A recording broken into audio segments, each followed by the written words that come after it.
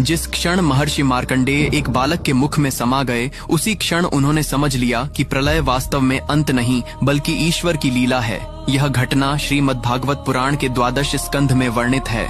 कथा उस समय की है जब महाप्रलय आ चुका था। न पृथ्वी थी, न आकाश था, न दिशा थी, न समय था। चारों ओर केवल अथाह जल और सन्नाटा था। उस विनाश में भी एक आर्षि जीवित थे, महर्षि मार्कंडेय। जल में भटकते हुए उन्होंने दूर एक अद्भुत दृश्य देखा। अनंत जल के बीच एक वट वृक्ष का पत्ता तैर रहा था और उस पत्ते पर एक दिव्य बालक शांति से लेटा हुआ था। बालक का शरीर नीले मेघ के समान था, मुख पर अलौकिक मुस्कान थी और वह अपनी उंगली चूस रहा था, मानो प्रलय उसका कुछ भी न बिगाड़ सके।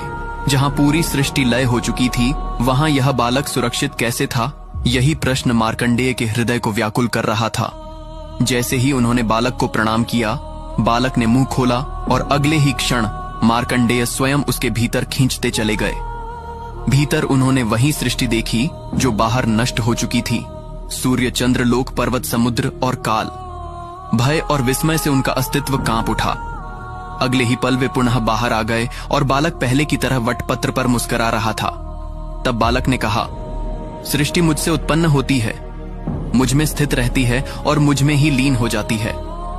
तभी मार्कंडेय समझ गए कि यह कोई साधारण बालक नहीं बल्कि स्वयं वटपत्रशायी भगवान नारायण है।